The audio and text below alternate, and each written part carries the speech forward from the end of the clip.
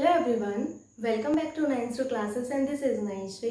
आशा करती हूँ कि आप सभी लोग बहुत ही अच्छे होंगे और अपने घरों में सुरक्षित होंगे। आज की इस वीडियो में मैं आप सभी को एनसीएफ 2005 यानी कि नेशनल क्यूरिकुलम 2005 के बारे में पढ़ाने वाली हूँ। हिंदी में इसको कहते हैं राष्ट्रीय पाठ्यचर्या रूपरेखा 2005। राष्ट्रीय पाठ्यचर्या रूपरेखा 2005। आज मैं एनसीएफ के बारे में आपको इसलिए पढ़ाने वाली हूँ क्योंकि इसमें फैक्चुअल चीज़ें बहुत ज़्यादा हैं और कई बच्चों के मन में भी आ रहा होगा कि मैम आपने बीच में ही क्यों आरटी 2009 और एनसीएफ 2005 को क्यों पढ़ाया।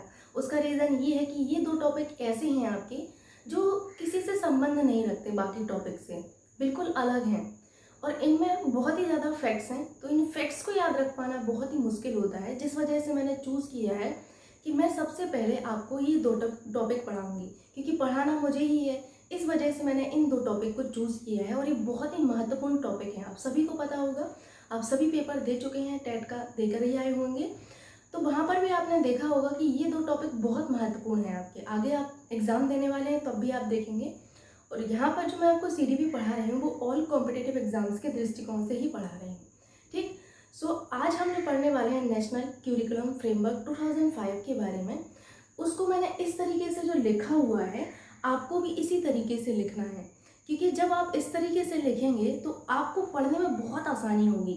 हमें नोट्स इस तरीके से बनाने हैं अपने कि हमें पढ़ने में इंटरेस्ट आए।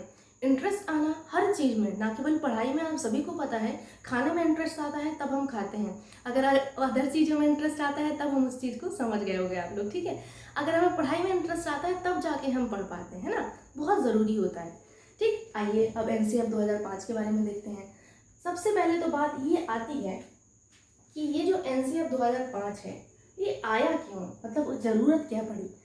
तो देखिए, इसका उद्देश्य ये था कि जो आपकी पढ़ाई है, लिख लीजिएगा अगर आपको लिखना हो, पहले आप समझ लीजिए, पढ़ाई को रटंत्र प्रणाली से जो है आपका मुक्त कराना। क्या है? पढ़ाई को जो रटंत्र प्रणाली है इससे मुक्त कराना। साथ ही साथ जो आपकी पढ़ाई है, पढ़ाई को बाहरी वातावरण से जोड़ना। क्या? पढ़ाई को बाहरी वातावरण से जोड़ना, ये इनका मुख्य उद्देश्य था। ठीक है, क्या था? अगर मैं मार्गदर्शी सिद्धांत कहूँ या उद्देश्य कहूँ तो आप कुछ भी नोट कर सकते हैं कि मार्गदर्शी सिद्धांत क्या था एनसीएफ 2005 का। तो इनका मार्गदर्शी सिद्धांत एक यही था कि पढ़ाई को रटंत्र प्रणाली से जो है मुक्त कराना, साथ ही साथ आपकी पढ़ाई को बाहरी वातावरण से जोड़ना।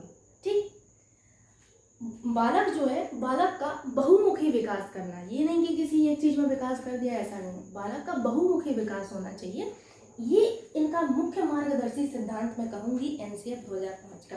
इसका मार्गदर्शी सिद्धांत क्या है? तो इनके मार्गदर्शी सिद्धांत यही थे। अब मैंने आपको बताया है कि आपके एनसीएफ यानी कि नेशनल करिकुलम फ्रेमवर्क को हिंदी में कहते हैं राष्ट्रीय पाठ्यचर्या रूपरेखा, है ना। पाठ्यचर्या, पाठ्यचर्या को कहते हैं क्यूरिकुलम। क्या कहते हैं? क्यूरिकुलम। यानी कि पाठ्यचर्या इंग्लिश वर्ड क्यूरिकुलम से बना है। किससे? क्यूरिकुलम से बना है। और ये जो क्यूरिकुलम है, ध्यान से सुनिएगा, ये लैटिन भाषा के शब्द, किससे?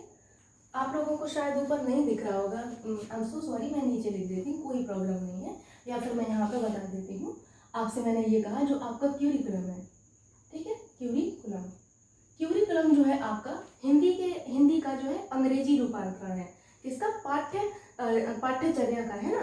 तो क्यूरिकुलम क्या है? आपका पाठ्यचर्या का हिंदी रूपांतरण है। ठीक, यहाँ पर क्यूरिकुलम में मैंने ये बताया है कि ये जो है आपके लैटिन भाषा के शब्द, किसके? लैटिन भाषा का शब्द है एक क्यूरी, इससे बना हुआ है। किससे है?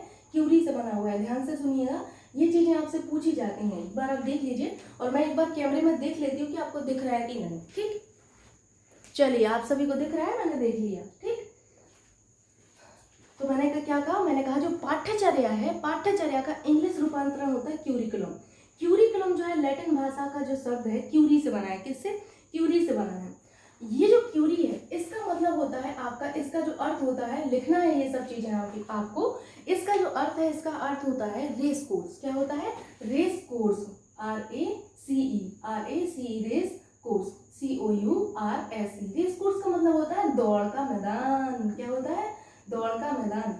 अब दौड़ने मत लगना आप लोग, हाँ, दौड़ का मैदान। ठीक, रेस कोर्स का मतलब होता है आपका हिंदी में दौड़ का मैदान। यानी कि पाठ्यचर्या वो आपकी रूपरेखा है जिस पर आपका जो बालक है, बालक अपने उद्देश्यों को पाने के लिए दौड़ता है। इसका मतलब तो यही हुआ कि हमारी पाठ्यचर्या ऐसा दौड़ का मैदान है, आप इसको ऐसे कह सकते हैं, लिखिएगा, पाठ्यचर्या ऐसा दौड़ का मैदान है जिस पर बालक अपने उद्देश्यों की प्राप्ति के लिए दौड़ता है। ठीक, लिख लिया इतना आपने।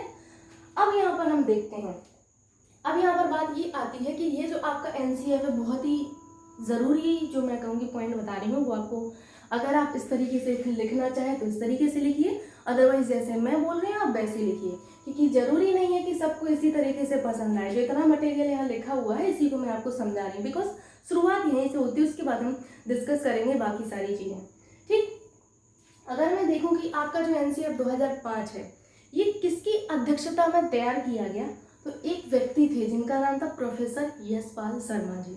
प्रोफेसर यशपाल शर्मा जी की अध्यक्षता में आपका जो एनसीईएफ है इसका निर्माण किया गया। पहली बात आपने याद रखी।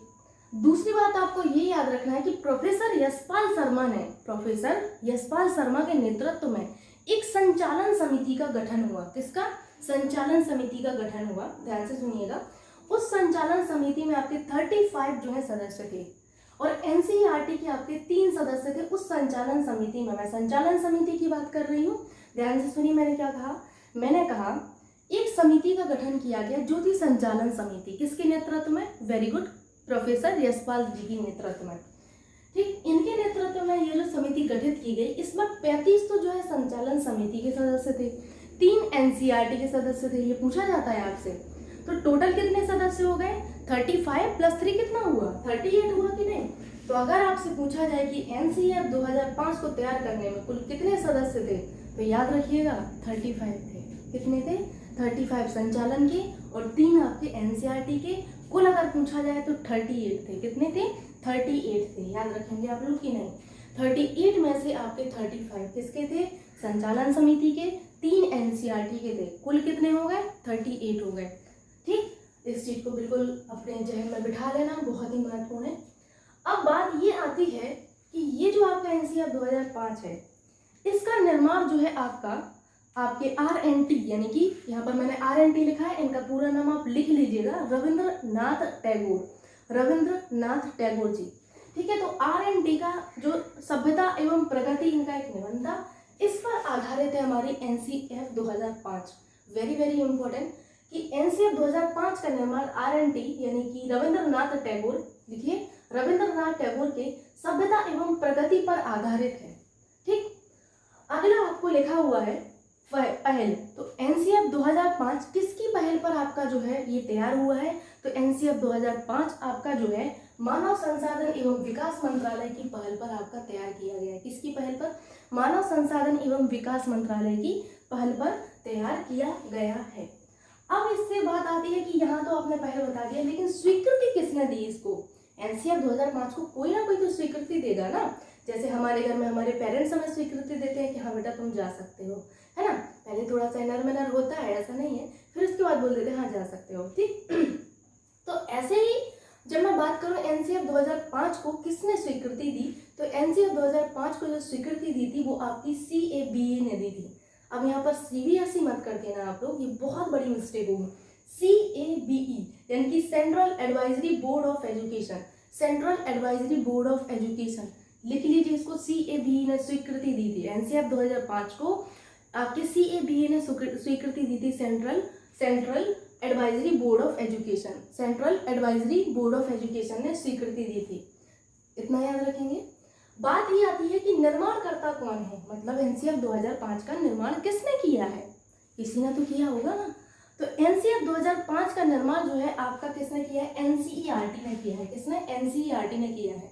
और समय समय पर एनसीईआरटी ही एनसीईएफ 2005 की समीक्षा भी करता है। क्या करता है? समीक्षा करने का कार्य भी एनसीईआरटी ही करता है।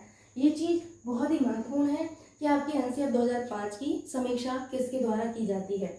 तो एनसीईएफ 2005 की जो समीक्षा है वो समय समय पर एनसीईआरटी के द्वारा ही की जाती है और एनसीईआरटी ने ही इसका निर्माण किया है। ठीक है, अब एक बात आती है यहाँ पर कि भाषागत अशुद्धियों को दूर करने का कार्य किसने किया है? तो भाषागत अशुद्धियों को दूर करने का कार्य एनसीईएफ 2005 में नामवर सिंह जी ने किया है। किसने? नामवर सिंह ने। यहाँ पर एक चीज मिसिंग है, वो है ये कि आपकी एनसीईएफ 2005 में सचिव कौन नहीं है? तो श्वेता उत्पल नहीं है। कौन नहीं है? श्वेता उत्पल जी नहीं है। इस चीज को आपको लिख लेना है। सचिव, यहाँ पर लिख लीजिएगा सचिव श्वेता उत्पल जी। यहाँ पर मिसिंग है, शायद मैंने ध्यान नहीं दिया है, ठीक है। तो उतना आपको लिखना होगा खुद से ही कि आपकी एनसीएफ 2005 में सचिव कौन रही है, तो श्वेता उत्पल जी रही है, ठीक है, याद रखिएगा आप लोग। तो ये तो हो गया हमारा एक जनरल सा इंट्रोडक्शन। पहले आपने ये जाना कि आपका जो है इसका मार्गदर्शी सिद्धांत कौन है आपके एनसीएफ 2005 का। उसके बाद आपने एक जनरल सा इंट्रोडक्शन जाना कि किसकी अध्यक्षता में इसको तैयार किया गया, किसने तैयार किया, इसका बेस क्या था। तो बेस में आपने जाना कि आरएनटी का जो है आपका एक निबंध था। फिर आपने यहाँ पर ये भी जाना कि सचिव कौन थे, सचिव के बाद भाषागत अशुद्धियों को किसने दूर किया, आपका निर्माण किसने किया, स्वीकृति किसने दी, ये सारी चीजें आपने जानी। अब इसके बाद हम यहाँ पर आ जाते हैं एनसीएफ 2005 में जो है आपके त्रिभाषा सूत्र पर जोर दिया गया। त्रिभाषा सूत्र क्या होता है? ये त्रिभाषा सूत्र में बताया गया, एक तो आपकी मातृभाषा बताएगी, दूसरी हमारी राष्ट्रीय भाषा जो कि हमारी हिंदी है। क्या है? हिंदी। तो राष्ट्रीय भाषा में आप हिंदी यहाँ पर ब्रैकेट में लिख सकते हैं अगर आप चाहें तो, ठीक है। और अगर मैं कहूँ अंतर्राष्ट्रीय भाषा, तब अंतर्राष्ट्रीय भाषा में आपका अंग्रेजी क्या आता है? अंग्रेजी आता है। इसको आप देख सकते हैं, ध्यान से देख लीजिए। तो आपसे अगर कभी पूछा जाए कि एनसीएफ 2005 में आपका किस पर जोर दिया गया, तो त्रिभाषा सूत्र पर आपका जोर दिया गया। पहली है मातृभाषा, दूसरी है आप लोगों की कौन सी? राष्ट्रीय भाषा, तीसरी है अंतर्राष्ट्रीय भाषा। जिसमें से आपको एक चीज याद रखना है कि एनसीएफ 2005 में आपका जो है मातृभाषा जो है आपकी प्राथमिक स्तर पर मातृभाषा पर जोर दिया गया। लिखिए इस चीज को, मैंने यहाँ पर नहीं लिखा है, आप लिखिए। आपके एनसीएफ 2005 में प्राथमिक स्तर पर, किस पर? प्राथमिक विद्यालयों में या प्राथमिक स्तर पर आपकी मातृभाषा की शिक्षा पर जोर दिया गया। किस पर? मातृभाषा की शिक्षा पर जोर दिया गया है। किस पर? मातृभाषा की शिक्षा पर जोर दिया गया है। इतना आप नोट करिए और 1 मिनट दीजिए, मैं पानी पी लूं।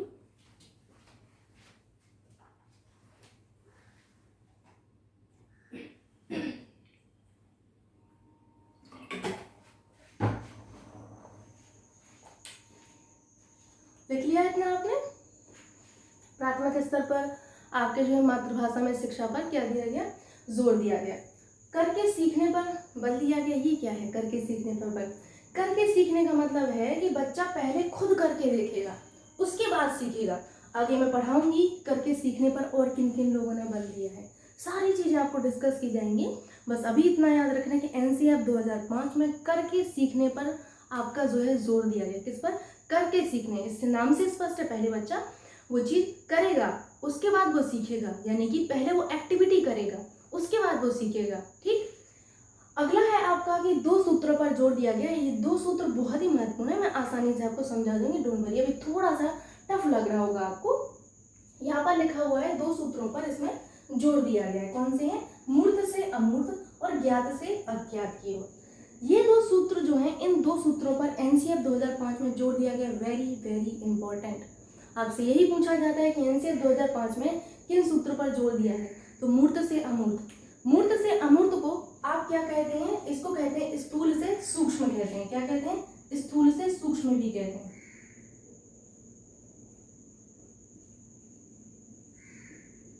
क्या कहते हैं? स्थूल से सूक्ष्म। तो दोनों चीजें आपको याद रखनी है, मूर्त से अमूर्त कहा जाए या फिर स्थूल से सूक्ष्म कहा जाए। अब भाई है क्या ये मूर्त से अमूर्त?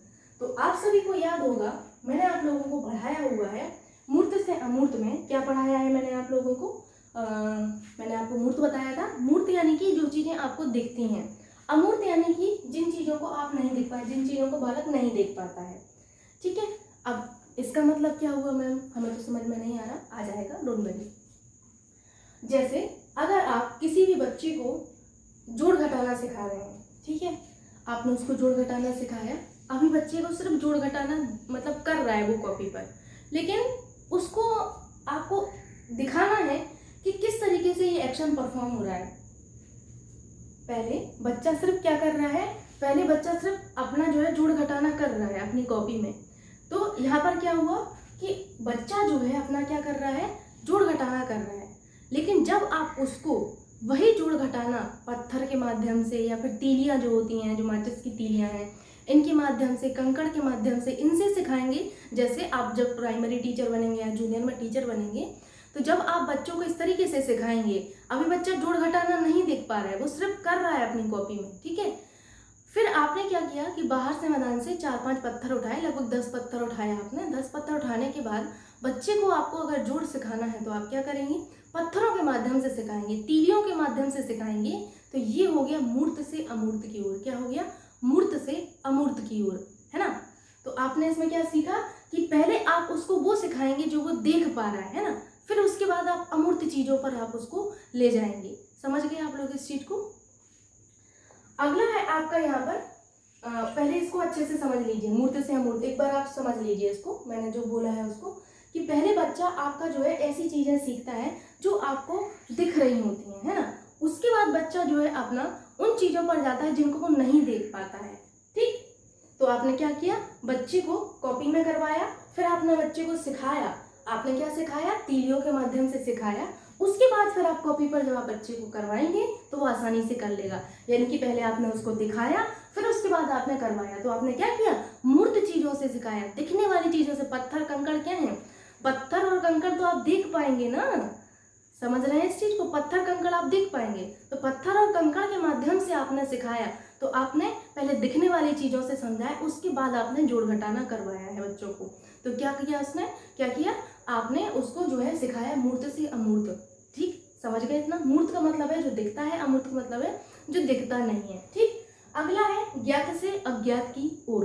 ज्ञात से अज्ञात की ओर जो है आपका एक सूत्र है जो आपको मैं आगे पढ़ाऊंगी। और ज्ञात से अज्ञात की ओर का मतलब ये होता है कि आप बालक को पहले ज्ञात चीजें जो है वो बताएं, उसके बाद आप बालक को अज्ञात चीजों पर ले जाएं। जैसे सपोज करिए कि आप बच्चे को जो है वर्णमाला पढ़ा रहे हैं।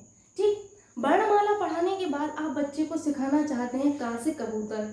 तो का से कबूतर के लिए आप क्या करेंगे, एक चार्ट लेके आएंगे। क्या लेके आएंगे, एक चार्ट पेपर लेके आएंगे। ठीक, आपने सिखा दिया का से कबूतर, अब लेकिन उसको कबूतर नहीं पता है, तो आप क्या करेंगे, उसको कबूतर दिखाएंगे कि हाँ बेटा वो है कबूतर। आपने दिखाया, आपने कहा कि का से कमल, तो का से कमल में आप दिखाइए कि ये है कमल। तो ये क्या हुआ आपका, ये हुआ आपका ज्ञात से अज्ञात की ओर। क्या हुआ, ज्ञात से अज्ञात की ओर। ठीक, पहले ज्ञात चीज है उसको समझें, उसके बाद आप अज्ञात की ओर जाएंगे। ठीक, आगे आपका अगर आपको यहाँ समझ में नहीं आया है तो आगे मैं आपको सिखाऊंगी, उसमें भी आपको समझ में आ जाएगा, कोई बड़ी बात नहीं है, वैसे समझ में आ गया होगा। संरचनावाद अथवा निर्मितवाद पर जोर दिया गया। निर्मितवाद का मतलब होता है बच्चे अपने ज्ञान का निर्माण स्वयं करते हैं। आप आगे पढ़ेंगे जिसमें आपको पढ़ाया जाएगा, तो वहां पर आपका कहा गया है कि निर्मितवाद का मतलब होता है कि आप बच्चे अपने ज्ञान का निर्माण स्वयं करते हैं। तो एनसीईआरटी 2005 में संरचनावाद अथवा निर्मितवाद पर आपका जोर दिया गया। किस पर, संरचनावाद अथवा निर्मितवाद पर जोर दिया गया है। किस पर, संरचनावाद अथवा निर्मितवाद पर जोर दिया गया है। ठीक, अगला है आपका एनसीईआरटी 2005 में 5 अध्याय शामिल किए गए हैं। कितने अध्याय शामिल किए गए हैं, 5 अध्याय आपके शामिल किए गए हैं।